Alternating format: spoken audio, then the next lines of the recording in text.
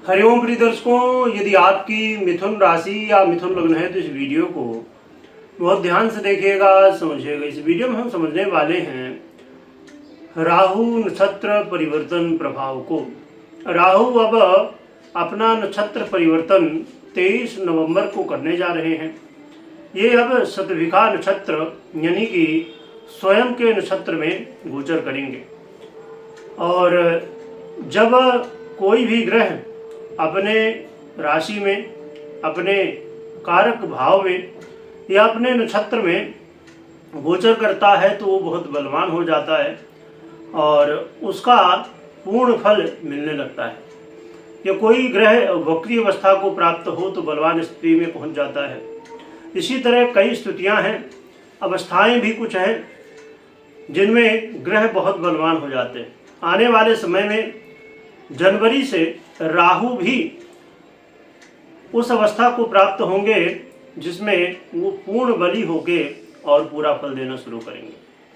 परंतु अब शतभिखा नक्षत्र यानी कि स्वयं के नक्षत्र में गोचर करते हुए ये 23 नवंबर 2025 से 3 अगस्त 2026 तक लगभग 8 महीने 10 दिन तक ये गोचर करेंगे अपने नक्षत्र में।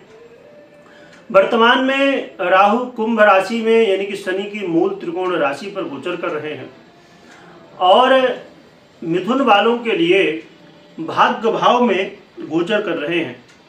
क्या परिणाम होगा? क्योंकि अब राहु जब स्वयं के नक्षत्र में गोचर करेंगे तो बली होंगे और बली होने पर ये अच्छे फल यदि आपको दे रहे थे तो और भी ज़्यादा अच्छे फल देंगे और यदि बुरे फल दे रहे थे तो उनमें भी अब बढ़ोतरी हो जाएगी।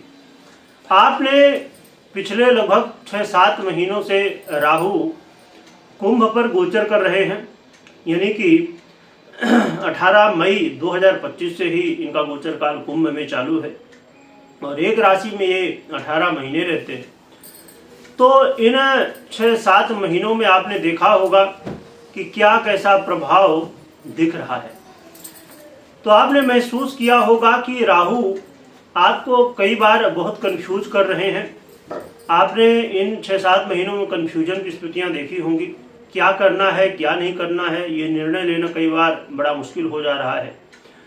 मानसिक तनाव किसी न किसी विषय को लेके बना रहता है, स्वास्थ्य की चिंताएं और इसके अलावा भाई बंधुओं के साथ वाद विवाद कलह का माहौल। यदि आप कोई इंटरव्यू या परीक्षा प्रतियोगिता में भाग ले रहे होंगे, खेल कूद के क्षेत्र या किसी क्रिएटिविटी क्षेत्र से जुड़े हुए हैं आप, तो यहाँ पर भी समस्याएं या सफलताएं और पारिवारिक वाद विवाद की स्थितियां भी बनती हुई आप देख रहे होंगे। इसके अलावा देखा जाए तो मिथुन वालों के लिए संतान के प्रति चिंताएं आपने देखी होंगी, या आप विद्यार्थी हैं तो पढ़ाई में मन ना लगने की बजाय यहाँ वहाँ घूमना भागना या व्यर्थ की एक्टिविटी में मन जो है तो आपका लग रहा है। लव पार्टनर के जीवन में वाद विवाद कलह का माहौल, आपस में मान अपमान की स्थितियां, आरोप प्रत्यारोप की स्थितियां लगातार देखने को मिल रही हैं। यदि आप शेयर मार्केट या अन्यत्र कहीं इन्वेस्ट कर रहे हैं तो इन्वेस्टमेंट से प्रॉफिट की जगह नुकसान देखने को मिल रहा है। यदि ऐसी स्थितियां बनी हुई थी तो समझिए कि राहु आपको अच्छे फल नहीं दे रहे हैं। तो ये अब आने वाला जो समय है तो राहु के अब जो प्रभाव मिलने हैं तो संभवतः और भी ज़्यादा दुष्प्रभाव बढ़ जाएंगे, यानी कि समस्याएं और बढ़ सकती हैं। लगभग अभी 1 वर्ष तक राहु गोचर करेंगे। प्रिय दर्शकों, राहु के लिए क्या उपाय करने होंगे जिससे हम इन सभी समस्याओं से बच सके, ये भी जानेंगे। परंतु राहु अब अपने नक्षत्र में आ रहे हैं तो कुछ अच्छे फल भी देंगे। कौन से अच्छे फल देंगे, आइए समझते हैं। राहु आपके जीवन में भाग्योदय का समय लाने वाले हैं। इस समय जरूर आपको संभवतः ये महसूस हो सकता है कि मेहनत अधिक हो रही है, भाग दौड़ बहुत ज़्यादा हो रही है, परंतु इसके फलस्वरूप आपके जीवन में आपके जो लक्ष्य हैं, आपकी जो प्लानिंग है वो पूरी हो सकती है और आने वाले समय में आज जो आप कर्म करेंगे उसका रिजल्ट भी दिखेगा। यानी कि कहा जाए कि भाग्योदय का समय रहने वाला है। परंतु भाग्य का मतलब है हमारे अच्छे कर्म। तो आज यदि आप अच्छे कर्म करेंगे, भाग दौड़ होगी तो कर्म करेंगे, तो उसका आगे चल के रिजल्ट भी मिलेगा। साथ में यदि आप विदेश यात्रा करना चाहते हैं तो इसके अवसर मिल सकते हैं, या आप विद्यार्थी हैं और विदेश में जाके अध्ययन पढ़ाई लिखाई करना चाहते हैं, उसके भी रास्ते खुल सकते हैं।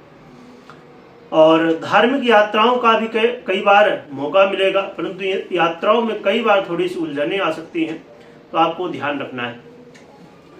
और इसके अलावा अचानक लाभ की स्थितियां, अचानक जीवन में कुछ ऐसे पॉजिटिव बदलाव जिसकी आपने आशा नहीं की थी कि ऐसा होना संभव है, तो ऐसी स्थितियां भी देखने को इस समय मिल सकती हैं।